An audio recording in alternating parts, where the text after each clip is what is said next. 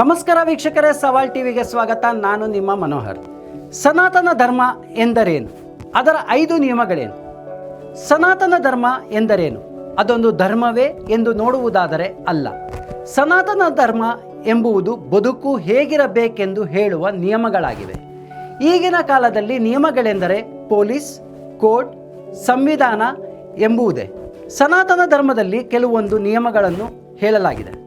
ಆ ನಿಯಮಗಳು ಹೇಗಿರಬೇಕು ಅಲ್ಲದೆ ಜಾತಿ ಧರ್ಮ ಕಟ್ಟಾಳೆ ಮೀರಿ ಎಲ್ಲ ಮನುಜರಿಗೆ ಅನ್ವಯವಾಗಿದೆ. ಕಾಲಕಾಲಕ್ಕೆ ತಕ್ಕಂತೆ ಜನರು ತಮಗೆ ಬೇಕಾದಂತೆ ಈ ನಿಯಮಗಳನ್ನು ಬದಲಾಯಿಸುತ್ತಾ ಹೋಗುತ್ತಾರೆ. ಸನಾತನ ಧರ್ಮದ ನಿಯಮಗಳೇನು ಎಂದು ನೋಡುವುದಾದರೆ, ಸನಾತನ ಧರ್ಮ ಜೀವನದ 5 ಮೌಲ್ಯಗಳನ್ನು ಹೇಳುತ್ತದೆ. ಅವುಗಳೆಂದರೆ ತಪಸ್ಸು, ದಾನ, ಅರ್ಜನ, ಅಹಿಂಸಾ, ಸತ್ಯ, ವ್ಯಾಖ್ಯಾನ.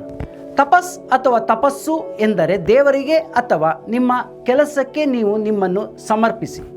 ದಾನ, ಕೈಯಲ್ಲಾದ ದಾನವನ್ನು ಮಾಡಿ. ಅಹಿಂಸಾ, ಯಾರಿಗೂ ಹಿಂಸೆ ಮಾಡಬೇಡಿ.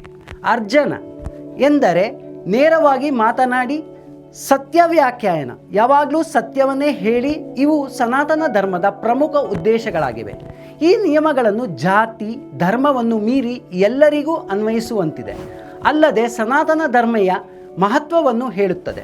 ಯಾವುದೇ ಕೆಟ್ಟ ಕಾರ್ಯಗಳನ್ನು ಮಾಡಬೇಡಿ ಎಂಬುದು ಈ ಸನಾತನ ಧರ್ಮ ಹೇಳುತ್ತದೆ. ನಮ್ಮ ಚಾನಲ್ ಲೈಕ್ ಮಾಡಿ, ಸಬ್ಸ್ಕ್ರೈಬ್ ಮಾಡಿ, ಶೇರ್ ಮಾಡಿ.